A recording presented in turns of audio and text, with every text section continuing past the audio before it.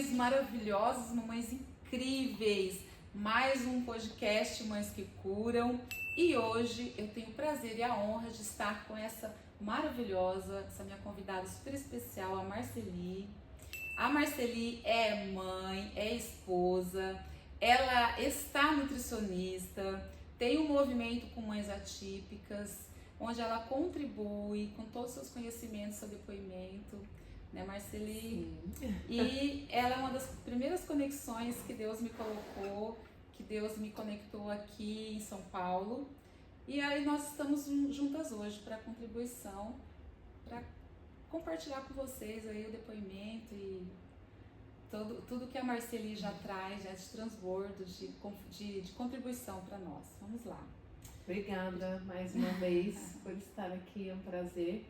E eu vejo que quanto mais estamos alinhadas e juntas com mulheres que também têm um propósito, também têm o seu movimento, é como se a gente colocasse a medida certa do fermento para crescer e a gente ser mais e mais usadas por Deus, né? Aonde passarmos. Então, obrigada. Eu que agradeço, Marceli. É um prazer, uma honra receber você aqui no nosso podcast. Eu tenho certeza que você vai contribuir muito com todas as mães que estão nos assistindo. Sim. E eu quero que você conta para mim aí um pouquinho como é que foi você receber o diagnóstico, né? Que o diagnóstico ele sempre traz ali, é um momento único, é um momento que traz muitos questionamentos, né? E a gente nunca tá assim, a gente não prepara, né? A gente cria uma expectativa e a gente anseia por ser a nossa melhor versão, a gente anseia por dar o nosso melhor. E aí quando vem o diagnóstico, a gente assusta e muitas vezes não sabe o que fazer. Como é que foi pra você? Na verdade, com o Noah, a gente nunca sentou numa mesa de um consultório ou lá no hospital e alguém disse assim, olha, o Noah tem paralisia cerebral, microcefalia, né, e é isso que ele tem. Então eu falo que nós somos descobrindo ao longo do tempo. E eu vejo isso como um cuidado, porque o Noah nasceu, a gente não tinha ideia do que esse vírus causaria, porque todos os exames dele durante a gestação davam ok, somente na 32ª semana, que deu uma alteração bilateral que estava dentro do limite ali, né? E aí eu via que os médicos eles tiveram cuidado para não chegar, como muitos médicos chegam, você acabou de parir, e o médico já vem e fala, olha, seu filho não vai ouvir, ele vai usar uma cadeira de rodas, não vai andar, não vai falar, e pode ser que ele ainda seja cego, era o que poderiam ter dito. E eu conheço mães que receberam esse diagnóstico assim, já quase que, né? Então eu vejo que foi um cuidado, sem nenhum cuidado. Eu vejo que foi um cuidado de Deus. Sim. É claro que foi muito doloroso a jornada até a gente receber o primeiro manuscrito ali do médico, sim, quando foi comprar um remédio, né? Quando foi dar entrada numa terapia, que aí se você parasse para ler, vinha lá, né? Paralisia cerebral, microcefalia. Só que o primeiro ano foi tão conturbado no sentido de a minha depressão pós-parto, meu estresse agudo pós-traumático me deixou tão avoada da situação que eu não lia papel nenhum, né? E que a gente ficou ali na dependência de Deus, orando, e como ninguém tinha falado, é igual quando você perde alguém, que eu já ouvi relatos, eu nunca perdi uma pessoa querida próxima, então não tenho essa propriedade de falar e falo com isso com o maior respeito, mas quem já perdeu fala, né? Que parece que não tem aquele momento de eu enterrei, eu vi a pessoa ali no caixão, o cérebro ele não entende. Você como psicóloga deve, né? Então como ninguém tinha chegado e falado, olha, Marceli Kleber, o Noah tem isso, a gente ficava também na esperança de que vai se desenvolver, porque nasceu precoce, com 36 semanas, a gente ficou contando história na nossa cabeça.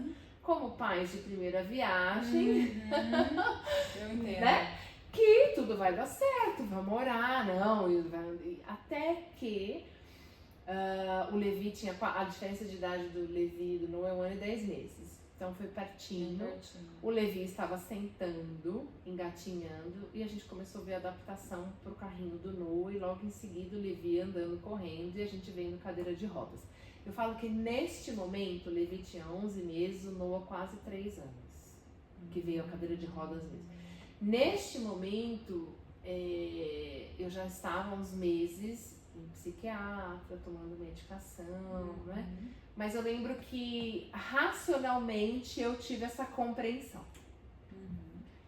E aí, assim, foi gritante, porque eu tinha uma criança super desenvolvida ali e outra que aí eu fui ler Aí os você papéis, aí eu fui prestar atenção, né? Aí eu entendi e foi muito doloroso. Sim. Então eu falo que os primeiros 5 anos do Noah foram 5 anos de um longo inverno, de uma longa tempestade, né? De onde eu fugi muito, onde eu neguei muito, onde eu me frustrei com Deus, eu me revoltei com Deus, né? Eu achei que eu ia na força do braço, nos nossos recursos financeiros para resolver, para fazer acontecer. Ah, tem que fazer isso, vamos fazer isso. Tem que fazer tal terapia, vamos fazer. Até que eu cansei. Eu uso essa palavra, eu cansei de fato e eu falei, Deus, sozinha não vai ser possível. Então eu preciso me voltar de novo. E aí os últimos 7 anos, que ele tá com 12, né? Vai fazer 13, 7, 8 anos, foi aonde que teve uma reconstrução, né? Uma nova Marceli com base dessa história, dessa dor, né? De tudo que eu neguei, fugi. Porque se eu tivesse logo me deparado e tá, vamos resolver da maneira correta, eu fazia terapia, claro, você é psicóloga, você sabe aquelas pacientes que vai, mas você fala, eu não posso apertar muito que aí espana de vez. Exato. Mas ela precisava. Fiz, nesses primeiros 5 anos, fiz terapia, tomava medicação, tava no psiquiátrica, depois de um tempo comecei a fazer exercício, fiz, depois de uns 3 anos. Mas não ia, entendeu? Porque eu achava que fazer terapia, tomar remédio já estava ótimo. Já resolvia a minha vida e o resto era comigo. Né? Então, demorei, atrasei o processo. Né? Mas depois que a gente começa a entender, vem de novo aquele momento da dor. E tem alguns momentos hoje que eu tenho que voltar lá. Eu estava escrevendo meu livro. Olha aí. Renovo, Amor e Recomeço, é um livro que eu conto toda a minha trajetória, aí até chegar o nascimento do Noah, diagnóstico, a minha depressão, vinda do Levi, até chegar essa mulher de hoje, que muitos olham pra nós e falam, uau, que mulher incrível. Que mulher incrível, não sabe o processo que foi, né? Como é que foi a jornada, né? Então eu descrevo ali como é que foi essa jornada, esse processo para chegar até aqui hoje. E na escrita do livro, eu tive que voltar em lugares, isso foi o ano passado, 2024. Que me mostraram que ainda não... Eu tinha passado outro tapetinho assim por cima. Achei que tava tudo certo, né? A gente acha mesmo nesse livro. Com certeza. Eu passei por uma experiência recente também, achando. Por isso que você, mulher, conte essa história, né?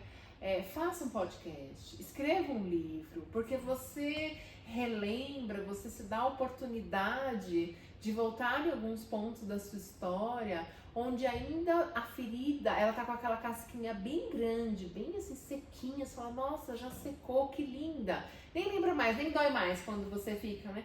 Mas se você olhar realmente pra ela, ela precisa sair, você vai ver que ainda tá infeccionada. Ainda vai estar mais meio sensível, vai estar com algum pus ali mesmo, né? Então, escreva a tua história, porque a tua história, a tua dor, né, o teu processo, a tua jornada vai fazer com que outras mulheres, assim como nós nos modelamos outras mulheres, nos inspiramos outras mulheres para estar aqui hoje. Exatamente. Né? Exatamente. Olha, extremamente importante a gente olhar pra gente, né, Marceline, como ser humano, né? E como mães, a gente precisa muito se reconectar com a nossa própria essência, aceitar que nós estamos passando pela situação, mas que sozinha a gente não precisa enfrentar tudo sozinha. Sim. E principalmente trazer Deus para nossa vida, né? Quando a gente nega, a gente está atrasando não só o nosso processo, mas o processo também do nosso filho, porque a gente não quer, muitas vezes as fugas, né? O psicoemocional ali que está tentando de todas as formas tirar a gente do objetivo que é essa cura. Olha para dentro para se curar e aí sim você consegue fazer o que tem que ser feito. Né? E aí, a partir daí, tudo muda, né? Tudo muda. Tudo muda. Você fica mais segura, mais tranquila, mais corajosa, mais determinada. Sim. E você faz o melhor e o seu filho sente isso. Sim. E o livro deve ser incrível. Inclusive, eu vou querer um exemplar, tá? Sim. E a hora que o meu tiver... também estou escrevendo um livro, gente. Já escrevi, vamos lançar. Eu faço questão de presentear você com um exemplar do meu, que eu acho que vai contribuir bastante com o seu processo, né? Sim. Que lá ele traz muitas informações necessárias, técnicas e práticas também para o dia a dia, para os comportamentos desafiadores e também sobre o neurodesenvolvimento, como é que é esse neurodesenvolvimento, os estímulos, qual a importância da mãe nesse processo, Sim. Né? Por que o estímulo da mãe, do pai, mas principalmente da mãe que tem um vínculo muito maior ali, né? Vínculo em todos os níveis, sim. Espiritual, psíquico, emocional, físico, sim. Né? Químico mesmo, né? O vínculo é muito maior. A importância desse estímulo da mãe e como que os pais moldam o cérebro da criança. Então, ali tem muita coisa para contribuir. Você já deve, né, ter esse conhecimento, mas aprofunda um pouco mais. Mas sempre tem que aprender. Sim, né? sempre tem. A gente está aprendendo todo o tempo, né? Eu aprendo com você, você aprende comigo, a gente aprende todo o tempo. Eu aprendo todo o tempo. Com todas as pessoas que eu me conecto, eu estou aprendendo algo. E eu estou sempre aberta a aprender. E isso é extremamente importante. Então, quando você se colocou a abertura para vamos tratar isso aqui, não tá difícil, aceitar e assumir que tá difícil sozinha, é uma grande virada. Aí você tá mostrando o que ali? Força, coragem, determinação. Ali você tá voltando à sua essência. Porque quando a gente tá fugindo, a gente tá fora da nossa essência. Sim. Quando a gente encara o desafio e fala, eu vou superar isso aqui, vou fazer o que preciso fazer, vou desenvolver o que eu precisar desenvolver, e aí sim você se fortalece. Sim. E é extremamente necessário esse movimento. Então, parabéns pela coragem, pela determinação. E realmente as pessoas olham de fora e não imaginam o processo, né? Não imagina. E hoje eu vejo lá na comunidade das mulheres fortes que também cansam, né? O quanto essa partilha, essa troca, esses nossos encontros, seja online ou presencial, como isso fortalece de fato. Porque na escuta e na fala, né, então quando eu preciso falar, quando estou falando, muitas vezes eu nem percebo que estou falando, mas eu já estou sendo curada. Sim. E quando eu escuto, falo, uau, olha só, eu também estou passando isso, nossa, nunca passei isso. Então, obrigada, Deus, porque não passei por isso. A gente consegue ter esse olhar, né? Consegue. E quando nós estamos falando, realmente nós estamos nos curando, porque falar é terapêutico. Tanto é que é a ferramenta mais poderosa do psicólogo. Sim. São duas grandes ferramentas que nós usamos na psicologia, né? Que é a escuta especializada e a fala direcionada. Sim. De orientação, de direção, de suporte, de apoio, que é o que Jesus fazia. Sim. Né? Jesus usava essas duas grandes ferramentas que nós usamos hoje na psicologia. Então eu sempre digo isso, Jesus foi o maior psicólogo do planeta, sim. Ele continua sendo o maior psicólogo do planeta e ele é meu modelo de profissional. Sim. Eu miro nele. E agora eu quero que você passe pra gente e fala pra nós aqui sobre esse processo que você tá de superação hoje, né? E qual que foi a sua maior dor dentro desse processo? E o seu processo de superação, quero que você fale pra mim aí como é que tá sendo. A minha maior dor, né, se a gente for elencar assim, a minha maior dor foi de saber que eu era incapaz de fazer algo pelo meu filho para mudar a situação. Mas essa minha maior dor, ela me fez entender que eu precisava voltar para minha essência de filha. Que quem muda as coisas, quem faz o impossível, quem determina as coisas é Deus. Então eu vi o quanto eu era orgulhosa, o quanto eu estava sendo prepotente, autossuficiente, achando que eu ia resolver as coisas. E a mulher moderna, ela tem essa característica dentro de várias áreas da vida dela, né? Então talvez você esteja nos ouvindo, você não tem ninguém da sua família que tem alguma deficiência, que tem alguma neurodivergência. Mas eu vejo que em outras áreas da nossa vida, eu como mulher, eu percebo que muitas vezes eu quero voltar neste lugar que eu domino, eu controlo, eu resolvo, eu faço e aconteça. E se der errado, eu falo, Deus, então olha só, deu errado aqui, você pode fazer isso? Conserta que eu escolhi fazer sozinha. Então, a gente já traz o E agora projeto. eu estraguei, você conserta pra Você mim. só conserta aqui. E a gente ainda tem a prepotência de falar que ele tem que consertar aqui, porque a gente sabe que é aqui que errou.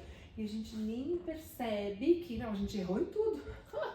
Primeiro, O plano não era esse, o projeto não era esse, nem era pra você ter dito sim pra isso que você tá fazendo, você não me consultou. Então eu lembro que foi muito frustrante essa questão de eu me dar conta de que eu não ia conseguir resolver. E foi aí que eu briguei com Deus, que eu falei, bem criançona, né? Que a mãe fala não, e aí quer ficar emburrado, esbraveja. Hoje, com a maturidade de hoje, eu entendo que foi um orgulho, né? Foi ali uma prepotência. E de achar que eu ainda tava... Eu mandei Deus fazer, e eu já sabia o que tinha que ser feito, como que ele não fez? E olhando hoje, tanto para relacionamento, marido e mulher, né? Com o meu outro filho, o Levi, que ele não tem nenhum diagnóstico, na vida profissional, na vida relacional, no nosso social. E eu analisando as mulheres, porque a gente trabalha com mulheres. Sim, a gente conversa, a gente está sempre envolvidas, né?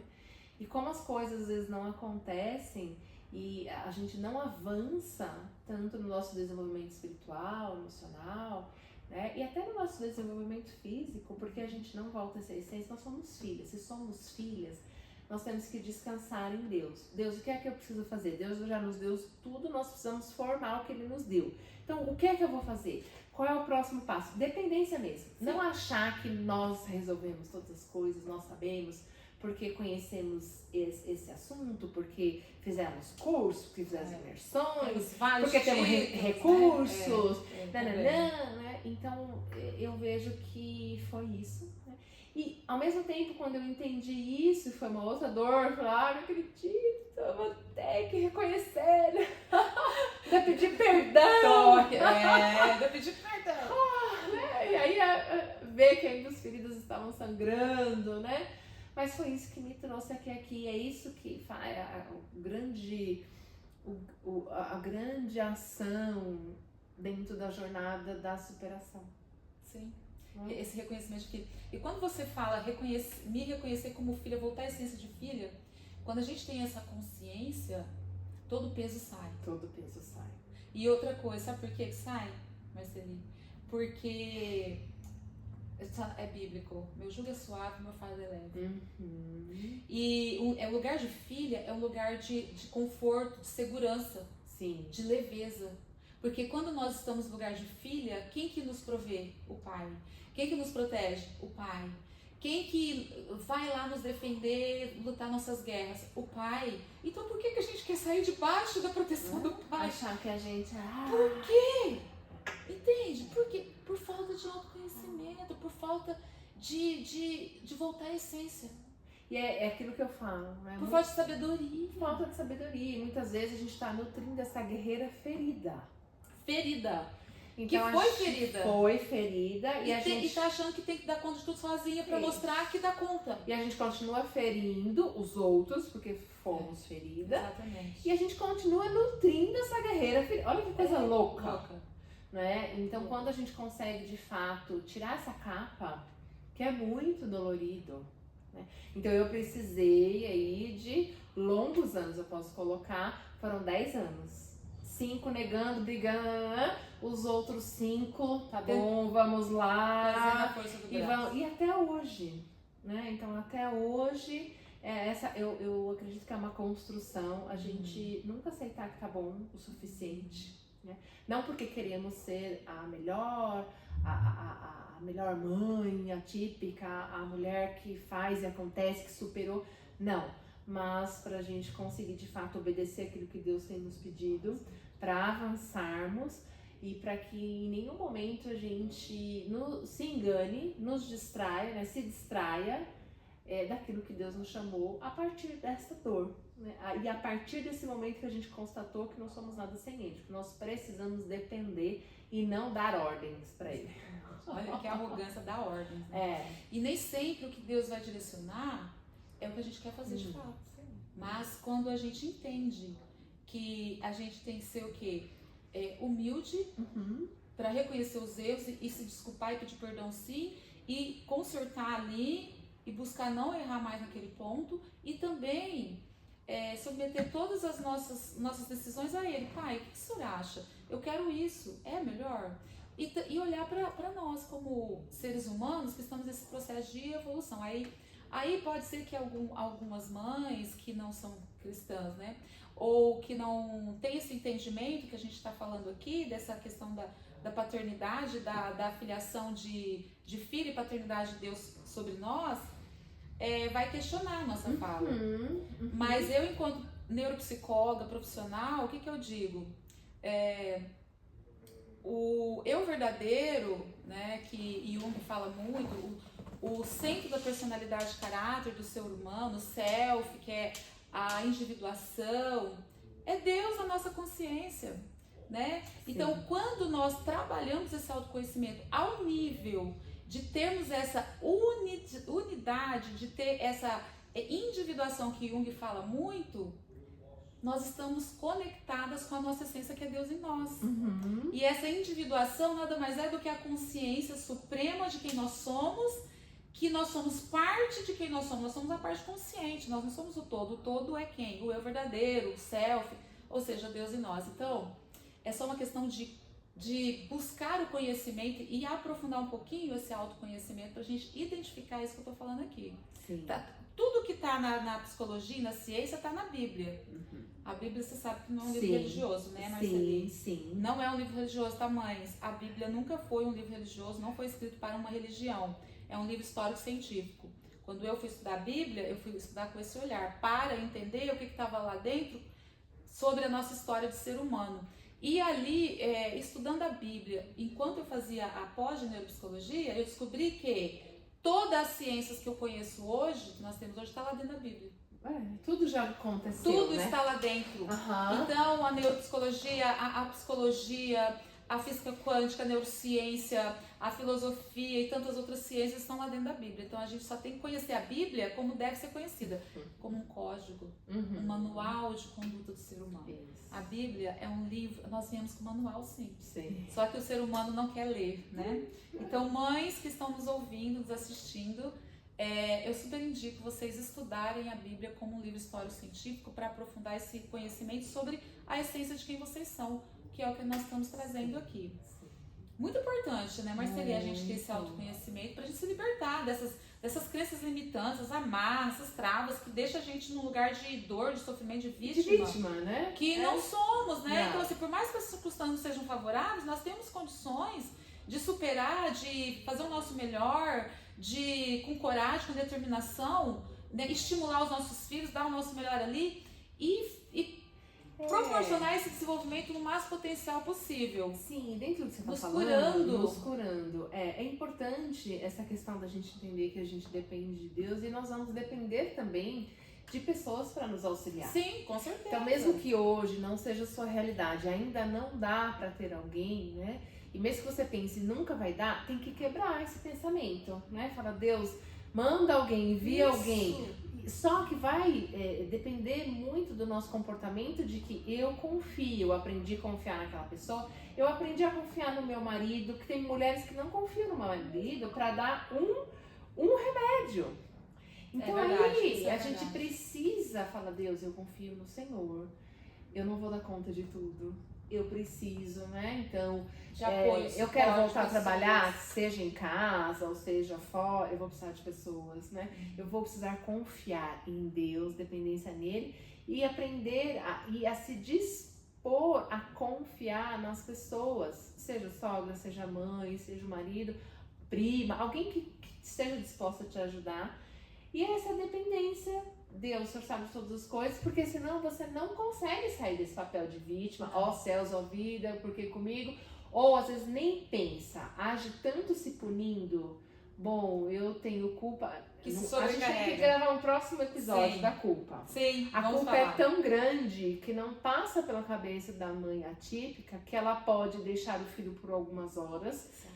pra ir arrumar o cabelo. Não tô falando nem de voltar a trabalhar. Uhum. Se pune tanto É verdade. que não consegue. Como é? Não posso deixar. Não, mas não tem uma vizinha. Não, porque meu filho. Não, justifica a história, porque na verdade ela não consegue. Então, essa questão da superação tá atrelada também a gente buscar em Deus. Deus, então manda as pessoas e me ajude a confiar. Para que eu possa enxergar essa mulher que está dentro de mim. Existe uma mulher dentro de você antes de ser a mãe cuidadora do seu filho. Exato. Né? Então, esse resgate de quem sou eu, quem é essa mulher que está aqui dentro, né? Para estar bem, não com um olhar egoísta e nem com ações egoístas. Eu ir para o lugar, todo mundo que se exploda. Não é o extremo, né? Não, mas existe esse lado que a gente tem que gravar outro episódio Sim. para falar da culpa. Sim, muito importante, porque a mãe se culpa muito. Muito. A mãe atípica, ela tem uma culpa muito E se penaliza demais. também. Obrigada por estar aqui comigo e se esse episódio fez sentido para você, compartilhe com outras mães. E nos vemos no próximo encontro do Mães que Curam.